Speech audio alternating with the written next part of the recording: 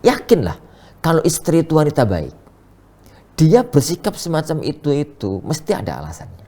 Lah alasan itu yang penting untuk kita ketahui. Bismillahirrahmanirrahim. Assalamualaikum warahmatullahi wabarakatuh. Ustadz, bagaimana cara mudah menahan amarah menghadapi istri yang mudah ngomel, Ustadz?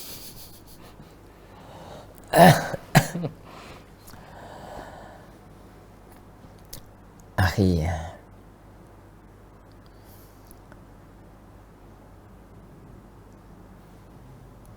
satu yang harus kita sadari sebagai laki-laki,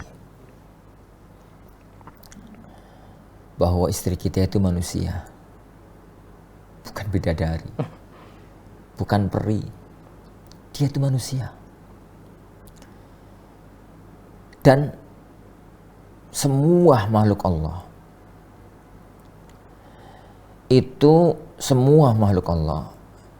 itu tidak akan bisa keluar dari kodrat bahan bakunya. Malaikat itu Allah ciptakan dari cahaya. Maka akhirnya jadi makhluk yang lembut, makhluk yang baik, makhluk yang taat karena kebersihan dan kebagusan cahaya. Jin Allah ciptakan dari api. Akhirnya pun jadilah makhluk jin itu yang begitu itu beringas gitu. Sedangkan manusia secara umum Allah ciptakan dari tanah. Khusus wanita, Allah menciptakan wanita itu kan dari tulang rusuk yang bengkok. Maka wanita manapun gak akan bisa keluar dari kodrat ini. Bahwasanya dia itu adalah kaku, terus bengkok. Afan ya ukhti ya, ana bicara ini untuk kaum laki-laki loh ya. Jadi fahami dengan tepat.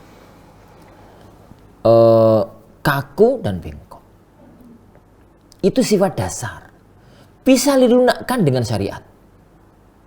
Kalau bahasa ana itu seringnya, yo terimalah bahwasanya kita itu punya tulang rusuk yang kaku, bengkok, kotor. Piye carane? Yo dipresto gitu, ben lunak gitu, ben bisa dimanfaatkan, ben penak gitu. Prestonya orang itu syariat. Kenalkan agama, kenalkan hukum dan macam-macamnya. Itu yang pertama. Tapi harus Anda sadari bahwasanya memang semacam itu. Itu yang pertama. Yang kedua,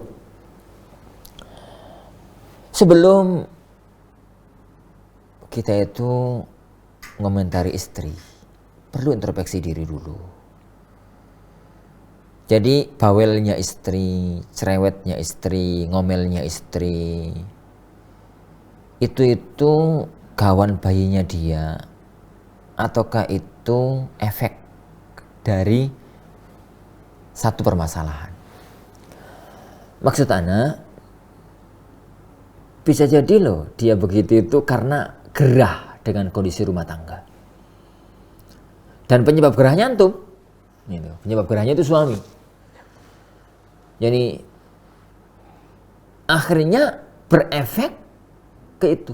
Jadi ngomelnya, bawelnya, cerewetnya itu hanya asap. Sedangkan apinya itu kita.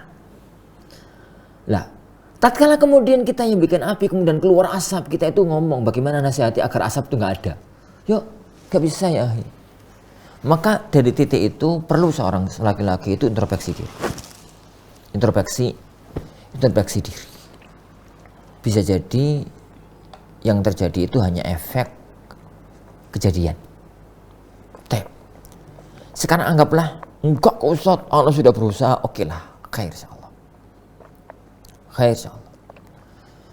Nasihat ana, kalau memang itu benar-benar terjadi, pertama komunikasikan yang baik. Pertama ya, sering ajak ngaji. Jadi seorang istri itu, seorang wanita itu kalau dekat dengan syariat, itu gampang toto-totoan. Dekat dengan agama itu gampang untuk ditoto. Karena Dia sadar bahwasanya dunia ini untuk akhirat. Dia sadar hidup itu untuk cari surga. Dan jalan ke surga itu adalah suaminya. Jalan ke surga itu adalah suaminya. Itu jauh lebih mudah dibandingkan orang yang gak kenal agama. Sulit-sulitnya orang kenal agama itu masih lebih mudah daripada orang yang gak kenal agama. Itu yang pertama. Yang kedua, coba diajak diskusi. Terbuka aja lah. Gitu ya, tentang masalah-masalah rumah tangga. Cari suasana yang sejuk, suasana yang landai, suasana yang nyaman, begitu. Untuk mendiskusikan masalah-masalah itu. Yani akan muncul sebenarnya. Yakinlah kalau istri itu wanita baik, dia bersikap semacam itu mesti ada alasannya. Lah alasan itu yang penting untuk kita ketahui.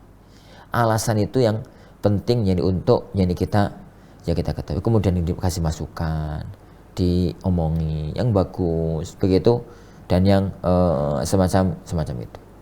Kemudian yang ketiga ini, kemudian yang berikutnya, kalau memang itu sudah kawan bayi, ini sudah kawan bayi, setelah ya kita itu berusaha, maka nasatana jangan diladeni. Tinggal aja, pas ngomong gitu tinggal keluar. Ini, kenapa? Ya kalau antum kuat di rumah dengerin gitu. Sampai ya selesai sendiri. Kalau nggak kuat, tinggal pergi. Jangan dibales dalam kondisi semacam itu. Bukan kemaslahatan yang terjadi, malah nggak karu-karuan. Karena kondisi sedang nggak pas untuk diceramai, yani untuk dibales. Gitu.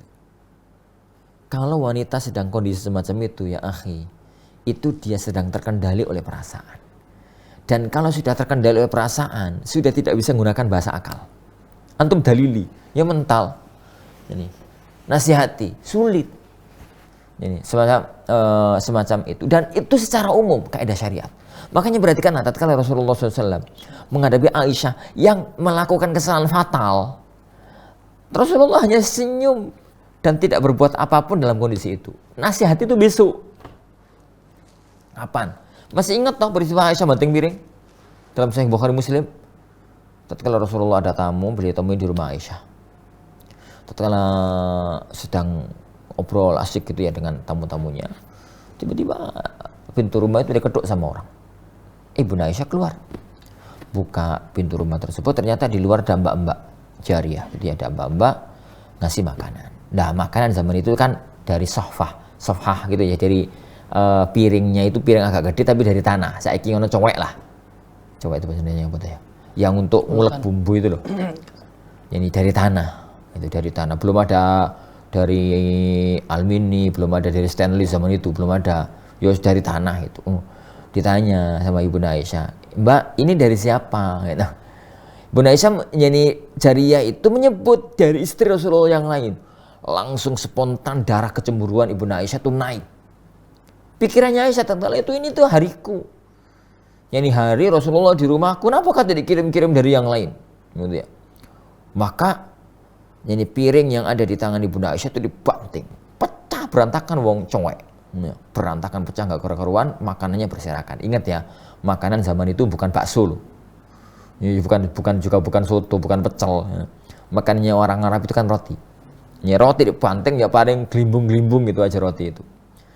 Rasulullah SAW kejadian itu, beliau bangkit berdiri, beliau kumpulkan piringnya, kemudian beliau mengatakan, Aisyah, piring yang pecah ini bawa masuk, bawa piring yang bersih, bawa piring yang utuh, gitu ya keluar, ganti. Kemudian beliau kumpulkan makanannya, kemudian disuguhkan kepada teman-temannya, kepada para sahabat, dengan mengatakan, tenang aja kok, laqad gharat ummukum, ibu kalian sedang dikendalikan rasa cemburu. Selesai masalah. Yani selesai masalah. Berat memang, berat, butuh perjuangan seorang laki-laki melakukan, tapi lihat maslahat. Lihat yani kemaslahatan yang ada Aisyah, yaitu kisah Aisyah. Lihat kisah Fatimah dengan Ali bin Abi Thalib. Suatu hari Rasulullah SAW sawan ke rumah Fatimah. Rasulullah tanya, "Fat, suamimu di mana?" Yani suamimu di mana itu kalau bahasa kita loh. Ini yani bahasa kita. Bahasa hadisnya sih ya yani ya Fatimah aina ibnu ammik gitu. Bahasa hadisnya. Tapi bahasa kita ya Fat, suamimu di mana? Yani Aisyah, yani Fatimah cerita tadi itu kita tengkar, bah. Tadi itu kita tengkar. Terus Ali keluar, entah kemana. Ali keluar. Rasulullah SAW kemudian keluar di rumahnya Fatimah. Rumahnya Fatimah itu kan beda gang sama Rasulullah, beda gang sama rumah Rasulullah. Ya, pepetan gitu, tetanggaan tapi beda gang. Akhirnya Rasulullah ngomong sama teman-temannya, para sahabatnya, cari di mana Ali, cari, ketemu tidur di masjid. Disusul oleh Rasulullah SAW ke masjid. Yani pada waktu itu musim panas sehingga banyak debu berterbangan nerpa bajunya Ali bin Abi Thalib. Maka Rasulullah SAW mengatakan, kum ya Abu Turab, bangun wahai Abu Turab.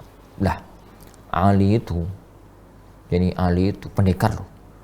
Jadi seandainya tatkala tengkar tadi itu Ali menggunakan gaya kependekaran, cemet itu Fatimah. Jadi, tapi kan bukan begitu. Ini bukan masalah dunia kependekaran. Ini tuh masalah kendali seorang laki-laki tatkala menghadapi istri yang sedang semacam itu. Dan ini pelajaran. Jika itu terjadi pada Aisyah, istrinya Rasulullah. Jika itu terjadi pada Fatimah, putrinya Rasulullah, istrinya Ali. Dan istrinya jenengan itu sopo. Terus jenengan sendiri itu siapa? Menuntut istri itu bagus. Menuntut istri itu sempurna. Gak bisa ya, akhi. Gak bisa. Itu manusiawi, wajar. Sangat wajar. Ini Anda ngomong kepada suami loh. Jangan jadi catatan tersendiri untuk istri. Gak bahaya ini kalau jadi catatan sendiri. Jadi untuk istri, sadari bahwa suami anti itu jannatuki wa naru.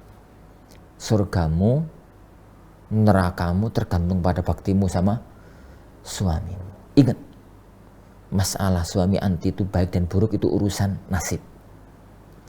Tapi kewajiban anti bakti kepada sang suami dan itu jalan ke surga. Tatkala masing-masing itu berusaha untuk nata diri. Sang suami berusaha untuk nata diri. Ya memang cobaan suami itu menghadapi istri yang semacam itu. Lah cobaannya istri itu adalah bagaimana dia itu adalah melayani suaminya. Kadang-kadang ya menjengkelkan. Ya kadang-kadang ya menyusahkan semacam itu. Tapi tatkala keduanya itu mempunyai sikap yang tepat, maka akan menjadi satu kebaikan tersendiri dalam menyusun kehidupan ini rumah tangga. Wallahu alam bi ashawab. Banyak-banyak berdoa kepada Allah Subhanahu wa taala ya akhi. Ini banyak-banyak berdoa kepada Allah Subhanahu wa taala. Semoga Allah Subhanahu wa taala melembutkan hati kita, melembutkan hati istri, dan semoga Allah menganugerahkan kepada kita istri yang menjadi penyejuk hati, penyejuk mata untuk kita dan anak-anak kita. Wallahu alam bissawab.